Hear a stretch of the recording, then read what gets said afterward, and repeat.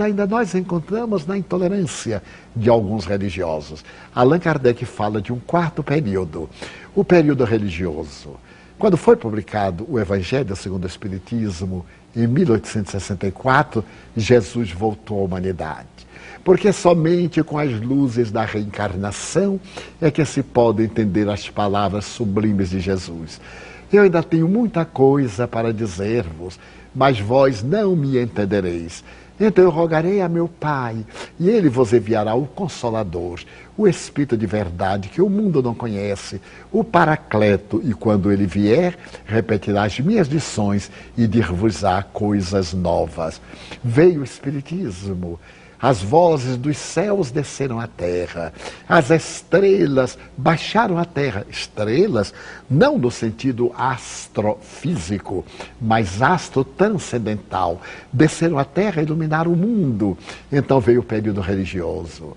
Nós aí encontramos Jesus. É o Espiritismo, então, uma religião? Sim, do ponto de vista filosófico é uma religião. Porque nós temos a crença em Deus, nós temos o hábito da oração, a prática da caridade e das chamadas virtudes teologais, a fé, a esperança, o exercício da humildade, da transformação moral, fazem parte da proposta do Evangelho segundo o Espiritismo, consagrada em O Livro dos Espíritos, o Tratado de Filosofia e de Ciência Profunda. Então, esse tratado profundo de ciência e de filosofia exaram a grandeza de Deus. É a primeira pergunta do Livro dos Espíritos. Quem é Deus? A inteligência suprema do universo e a causa primeira de todas as coisas.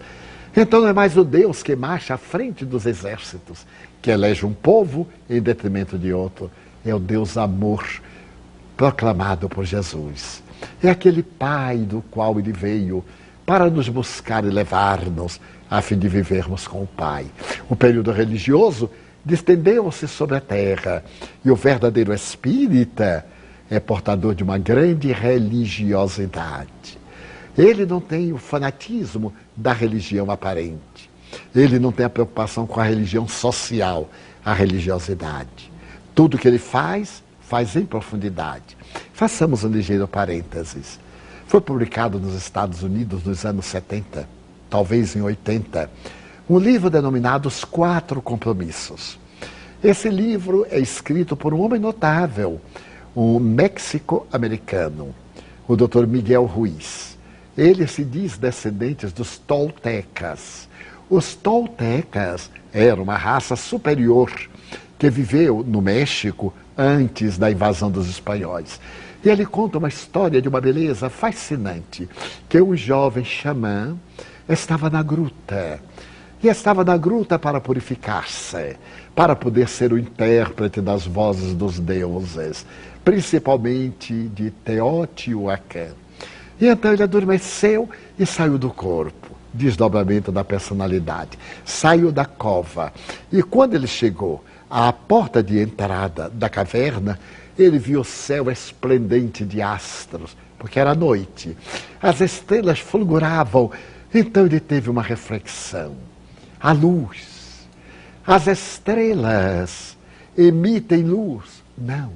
As estrelas são feitas de luz. E quando ele se olhou, também ele era iluminado. Eu sou uma estrela. Eu sou a luz divina. A partir deste momento, ele teve uma reflexão que nós somos todos seres de origem da divina luz. O Espírito Joana de Ângeles escreve muitas vezes, nós somos lucigênitos da divina luz gerados.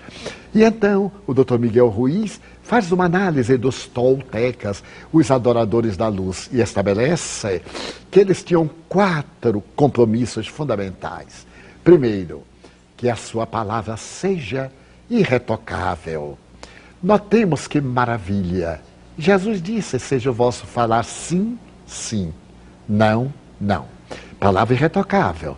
Não termos 2 palavras, não sermos hipócritas, não termos uma atitude diplomática, isto é, ocultar a verdade para poder granjear amigos. Mas também que não sejamos uma pedra grosseira de ofensa, mas sejamos irretocáveis. O segundo compromisso, nunca leve para você as coisas que acontecem. Isto é, nem toda vez que algo é dito é contra mim, ou é para mim. A humanidade tem os seus cânones, tem os seus paradigmas. Eu me sinto dentro dos paradigmas, mas não fico aceitando desaforos indiretas. É uma proposta psicológica. Tenha autoconfiança. Não permita que os outros façam de você instrumento das suas paixões. Terceiro compromisso.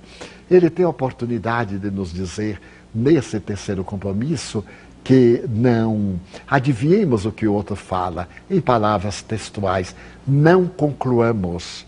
Nós temos a precipitação. Alguém vem nos contar um caso, já sei, e concluímos errado. Muitas vezes estou narrando algo, e a pessoa diz, Edivaldo, eu já sei, eu digo, não sabe não, eu ainda não lhe disse. Não, mas eu acho errado, está concluindo errado. Porque nós vamos numa linha de raciocínio e a pessoa conclui, e às vezes não é o que nós desejamos dizer. E por fim, ele diz algo fascinante, além dessas 3 fascinantes frases. Tudo quanto tiver de fazer, faça-o com retidão e com um toque pessoal, além do seu dever. Notem, que coisa notável. Nós estamos na Terra para um estado de religiosidade. Eu não vou apenas fazer isso porque tenho que fazer, faço, porque é o meu dever. Mas também eu tenho o prazer de fazê-lo. Eu dou um toque pessoal. Se eu sou servidor público, devo atender gentilmente o cliente, porque eu ganho para isso. Mas além disso, eu devo atendê-lo melhor, porque é um cidadão. É uma pessoa que merece respeito. Então, o período religioso proposto por Allan Kardec, é este que nós estamos vivendo, de religiosidade. Eu encaro o Espiritismo como sendo a trilha da minha evolução. E tenho o critério de uma autoanálise, conforme Santo Agostinho nos diz, na resposta à questão 919 do Livro dos Espíritos. Diariamente ao deitar-me, dizia ele, eu faço uma revisão dos atos do meu dia. É um exame de consciência para ver em que errei, para corrigir, em que agi certo, para prosseguir. Então, esta religiosidade é a conduta do espírita.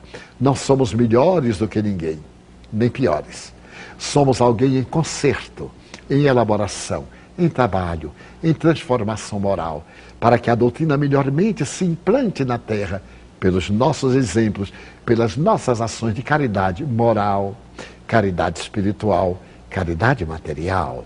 Dar um vidro de remédio ao doente é tão bem quanto dar uma palavra de iluminação ao espírito perturbado e obsessor.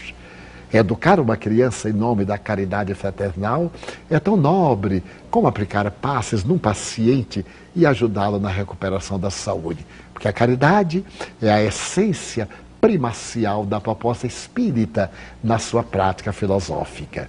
Então nós estamos aí no 4º período, este período religioso. E Allan Kardec estabelece, viria um 5º período.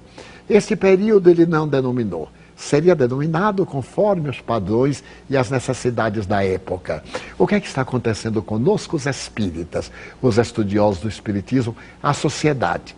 Estamos no período de grande transição. A transição do mundo de provas e expiações para o mundo de regeneração. A dor desaba sobre nós na Terra. Estamos no momento da transição planetária.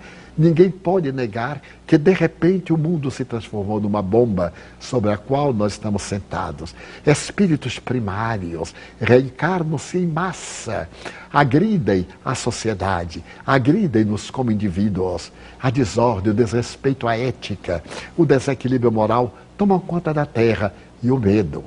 O medo de sair de casa, o medo de ficar em casa.